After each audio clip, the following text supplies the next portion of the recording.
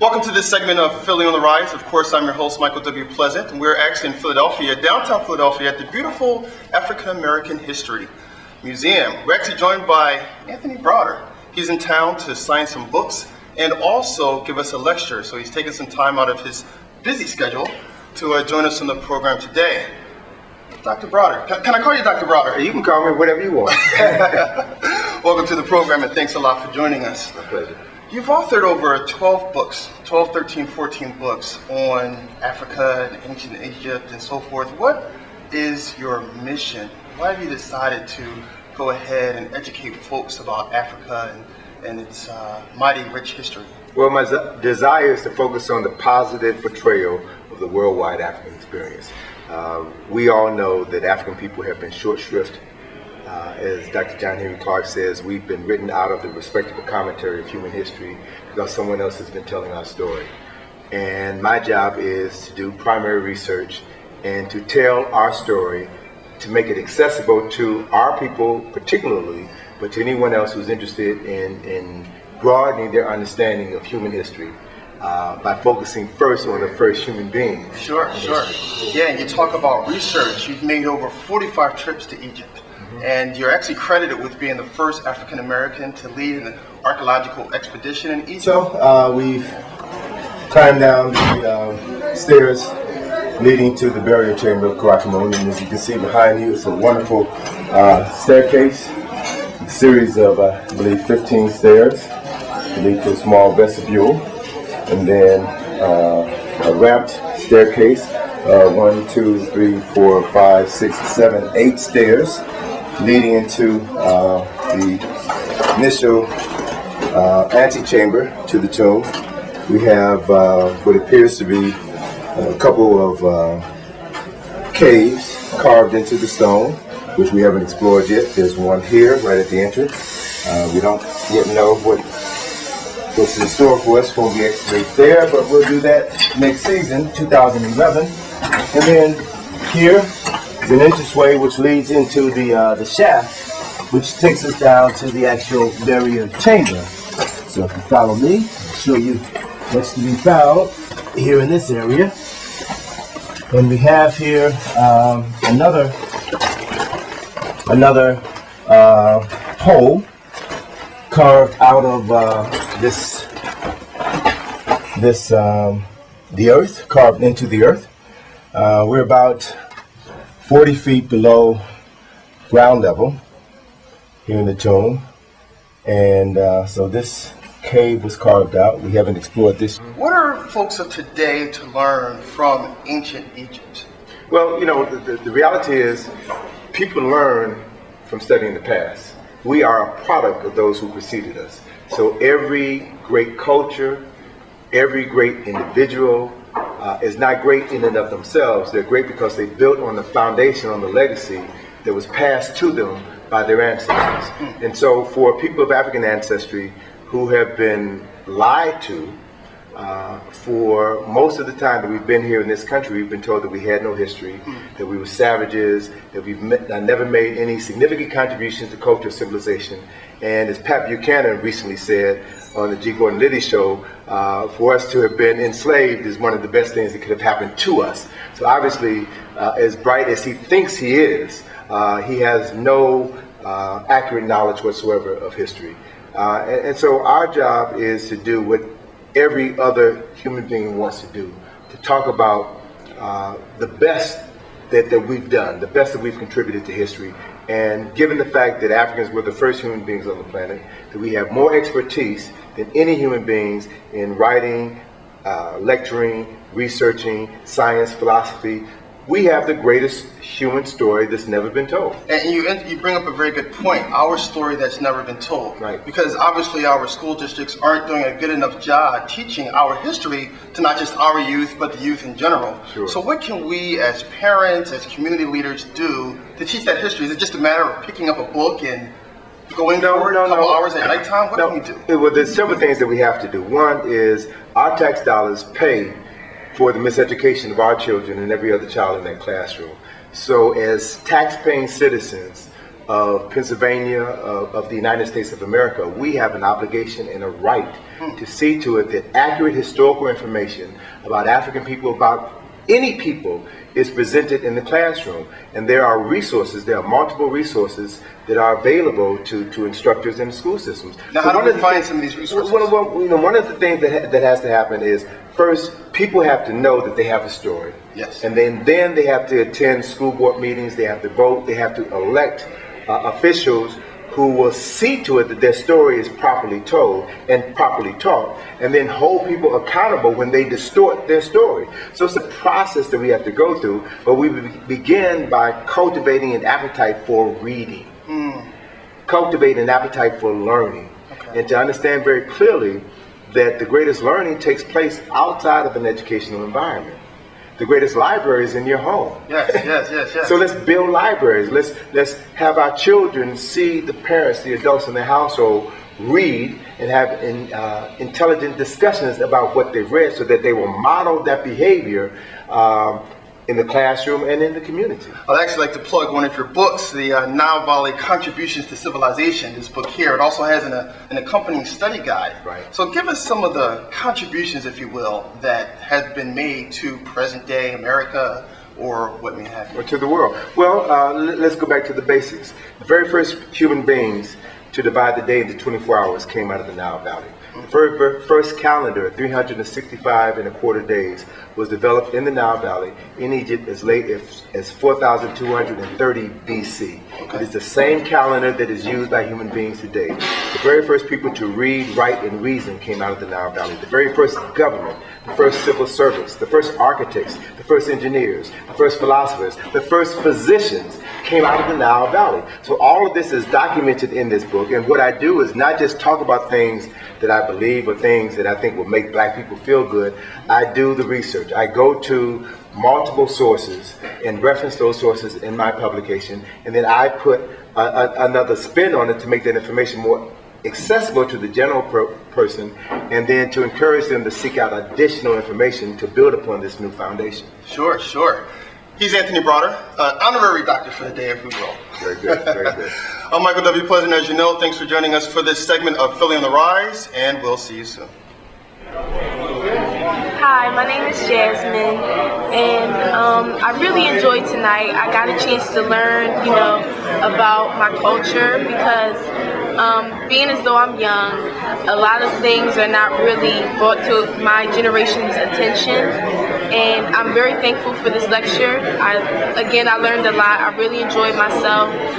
There were things that were brought to my attention that I did not know at all, and that being said, overall it was a very good experience. Just like you say, I'm glad to be here once again to hear Tony Browder. I've been able to listen to him for over 20-some years now. Always have something new and enlightening, and he's highlighting some of his newest achievements. I had the opportunity to have been to his actual dig, and it was really a great opportunity now to see how far he's come since 2010, when I had an opportunity to be there in person. He always does a lot of grand work, and he's probably someone we should highlight more as African Americans. If your kids and you don't know who he is, probably a good opportunity to get familiar with him and all his work, because it's very uplifting. Dr. Browder tonight opened up my eyes of a lot of things. You think you read a lot of things and you think you know enough, but then you talk to people like Dr. Browder that's out there doing the work and stuff there. So I'm definitely inspired by what he's doing, and I definitely will be supportive of the expedition going back next summer. There's some great groundwork and work that he's doing, and I appreciate the relationship that he's established with the government and stuff, so that's a good plus. So we're looking for more things from him in the future. Was asked by the Emperor of Rome to update the calendar, because the Roman calendar was derived from the ancient Kemetic calendar, when Julius Caesar hooked up with Cleopatra and brought her to Egypt. She then saw that the calendar that the Romans were using was outdated. So her scientists corrected their calendar. And as a result, they began using the Egyptian calendar, but they didn't understand some aspects of astronomy that would allow you to adjust the calendar. And so the calendar, anthropology, in Philadelphia, Mexico, wonderful museum, fantastic museum. As you walk into the museum, there are these words etched at the entrance. This is what they said. Mexicans say, "Attention Mexicans, this is the root of your history, its cradle and its altar. Listen to the silent voices of the most ancient culture in Mexico, the mother of the civilization of our continent. The Olmecs," that's what these Africans were called, the Olmecas. The Olmecs converted rain into harvest, the sun into a calendar, stone into sculpture, cotton into cloth, pilgrimage into commerce, mountains into thrones, jaguars into religion, and men into gods. That's who they said our ancestors were. And the beautiful thing about this process is that the last of the Olmecs to come to the Americas were from the 25th dynasty, Guatemal's folk. All right, so we can tie this whole thing up in a wonderful bundle and present it to our children and say, this is us. This is you. I said, this is where we are at this particular point in time. You all already know, based on this last presidential election, Pat Buchanan and his folk, Karl Rove and his folk already know that the white man's time is over. It's over. So the question then for us is, when they are no longer pushing us down, so what are we doing? An Anglo-Saxon. What we have to do is to get that little white man out the back of your mind and be true, as James Weldon Johnson said, be true to yourselves, be true to your God, be true to your native land, which is Mother Africa. Ashe? Ashe? Ashe? Ashe? Yeah. Can we give Queen Martin another one to do a round of applause?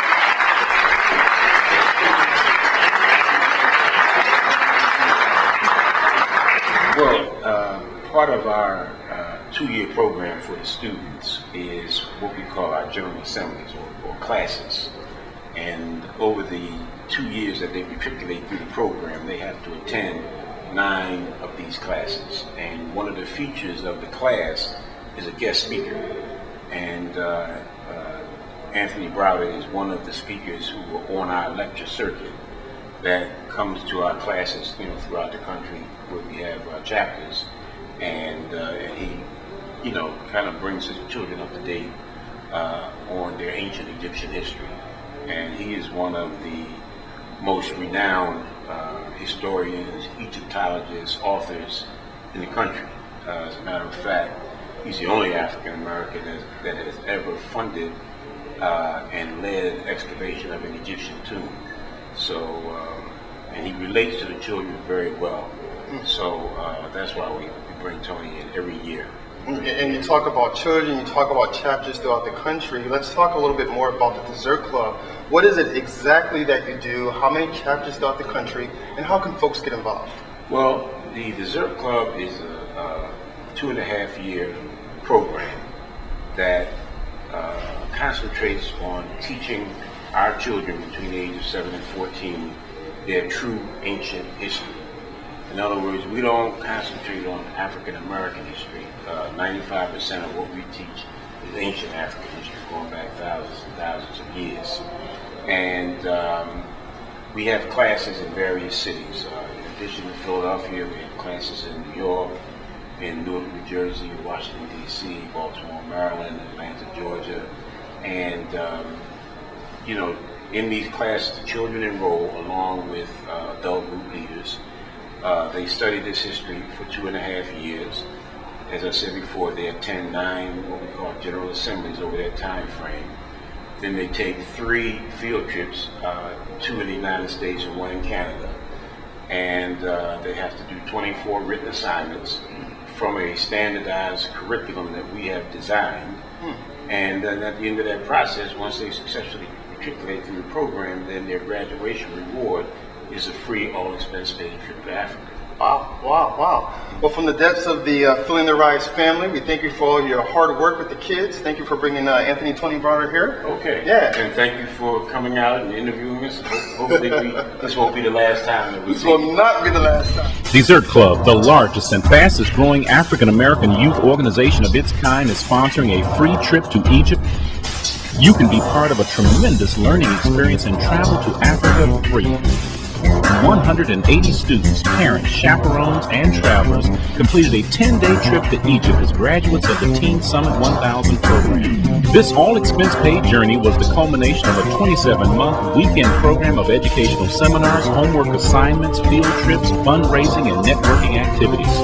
The program is designed to develop an awareness of African and African American history and culture, and to increase the personal race and self-esteem of children aged 10 to 14 years old. In cities all over the country, through an organization called Teen Summit 1000, a Philadelphia-based educational and cultural enrichment program, African American youth are beginning to develop a strong basis or foundation upon which self-esteem can be built. It just makes you a stronger person. You know more about yourself. You could be more. You could teach other people more.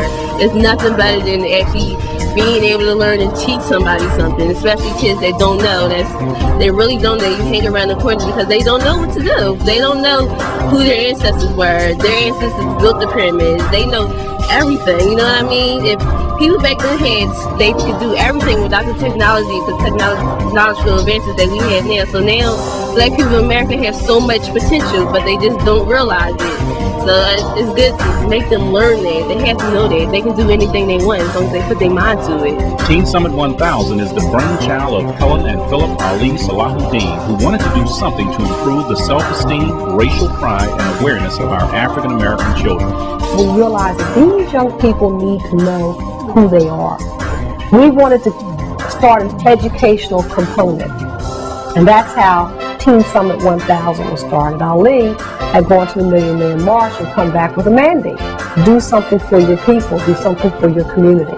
We had gone to Africa. After traveling to Africa and feeling what I felt about being home, then I made a commitment, Helen and I, we made a commitment that we would do whatever we could to see that African children here in America, or African American children, would get a chance to go home. Because of that arose Teen Summit 1000, the educational component or program sponsored by or produced by the Dessert Club. The Teen Summit 1000 program is a holistic approach combining the physical, social, educational, and cultural development of today's African American youth. This cultural development helps youth understand their heritage, potential roles in their families, schools, and community. It also helps them become better prepared for the challenges of the 21st century as adults and parents. Our goal was to increase the academic performance of the students, to see if we could increase their scores on standardized tests like the SATs and the PSATs, to increase their attendance in school, and also to increase the respect that they have for their elders. Those are the four things that we were looking to do, and this is basically what has happened. But why is this necessary? Dr. Edward Robinson Jr., an African and African American historian, author, and filmmaker, found that our African American youth suffer from low self-esteem and thus act out negative behaviors because of the constant portrayal of negative stereotypes in the media, music videos, and in literature. These stereotypes, coupled with a lack of information about the grandeur of their African origin, give our young people a number of erroneous perceptions which carries through in their behavior. One of the things that we see is that we really don't know who we are. We think that our history started in 1619 when we stepped off the slave ships. Or we think that the Europeans rescued us from our savage brothers and sisters in Africa who were swinging through trees, living in huts in the jungle. The truth of the matter is that the nearest jungle is about 2,000 miles away from where most of us were captured from. So it's important that not only do we know our history, but it's important that we undo the systematic stripping that was done to us on the plantations for the express purpose of causing us not to revolt and causing us to be satisfied with the condition that we're in. The Teen Summit 1000 program consists of an African Genesis educational curriculum designed by Dr. Edward Robinson. We designed it at the source. We designed it to change that sense of personal inferiority. The results of the Teen Summit 1000 program have been significant. 97% of our graduates are college bound. There has been an increase in academic performance, an increase in scores on standardized tests, an increase in school attendance, a decrease in lateness, and an increase in respect for elders. During the field trips and meetings, students get to meet other prominent historians and motivational speakers. Students have to attend 9 seminars. And we bring in speakers that speak on various topics that relate to the accomplishments, basically, of our African ancestors. For instance, we bring in Wayne Chandler, who's the author of the book Ancient Futures, who has worked very closely as a research assistant with Dr. Ivan Van Sertima. We bring in a noted Egyptologist, Tony Browder from Washington, D.C., who is the author of a few books. The most notable is the contribution of the Nile Valley civilization. And he shows the children how the city of Washington, D.C. was laid out totally based on ancient African principles. Then we bring in Yasir Rahotep, who's one of the foremost masters of Kemetan yoga in the United States. And he discusses with them the origins and the history of yoga, another contribution made by our forefathers. The last 2 years, the organization has gone to Egypt, home of the ancient Nile Valley civilizations that influenced the world. 180 students, group leaders, parents, and travelers took this year's trip to Cairo, Luxor, and Aswan to see firsthand the glories and wonders of ancient Africa. And Egypt is a place of the antiquities. This is where the real history is, where you can see magnificent structure that our foreparents built, like the pyramids.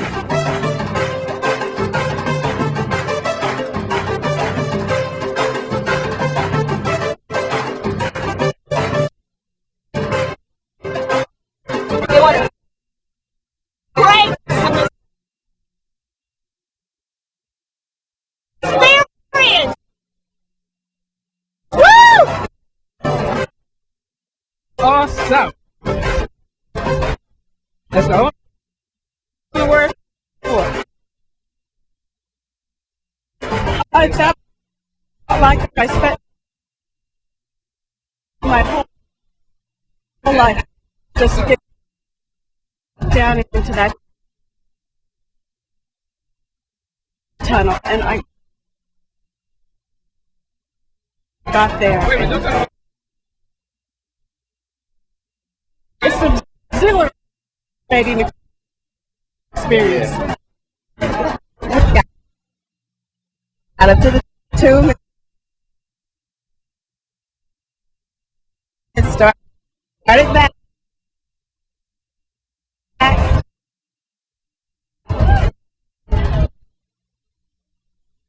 I started singing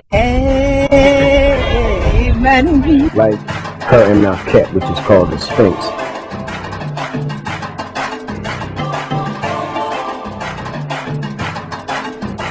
Like the statues at Abu Simbel, which were where the statue of the Lincoln Memorial was taken from. The Cairo Museum, where you can see without doubt that the ancient Egyptians were black people. Where you can go into the hair room and see that our foreparents were braiding and locking their hair 5,000 years ago. There's just so much history there in Egypt. But then we travel down to Luxor, where the word luxury comes from, and where you can see just the lushness of the city and the Nile River and the temples of Karnak.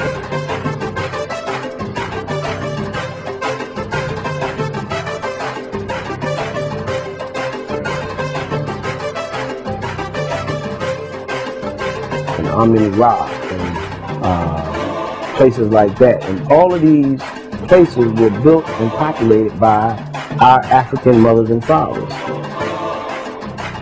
In Egypt, we take a Nile River cruise. We ride on a felucca.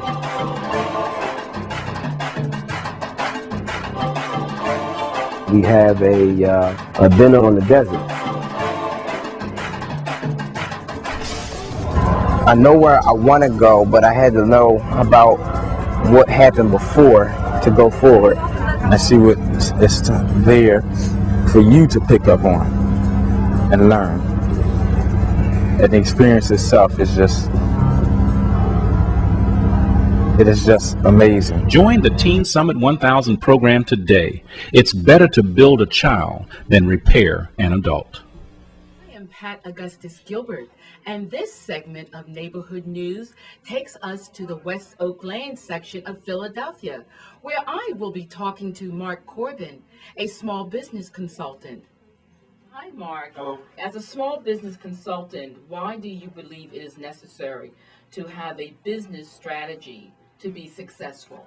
I think the number one reason is that most of us just don't have a plan. Most small business people, when they have the dream to start their business or they want to turn the hustle into a legitimate business, they really don't think about what the structure ought to be. My key job is to help you create a strategy. You need to figure out where the money's going to come from. You need to figure out who are the people who are going to buy your product. You need to figure out who and where the product is going to be moved from, how much inventory you should have. And a lot of people just said, well, the Lord gave me this vision to do this thing. Well, okay, He gave you the vision, so let us help you put some feet on that plan for you to make it work, because otherwise it's just a vision, and the next thing you know, in a couple of weeks, it'll be something you don't even think about anymore.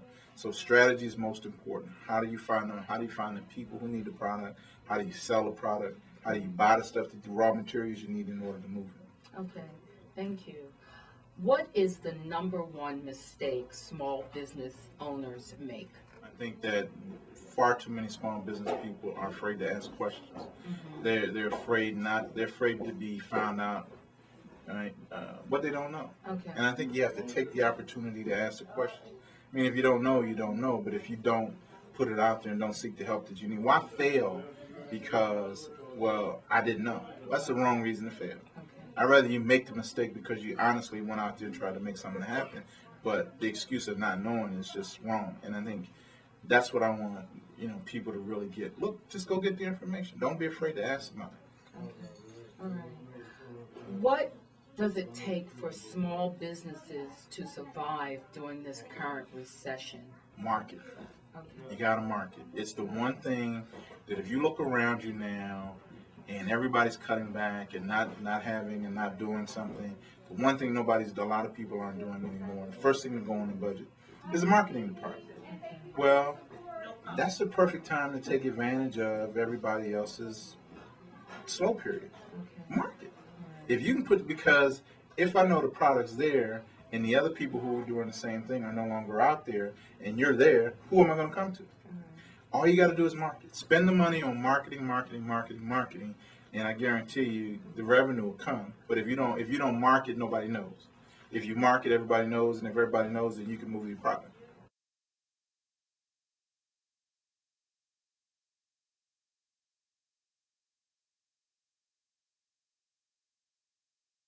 Thank you so much for joining us for this segment of Neighborhood News.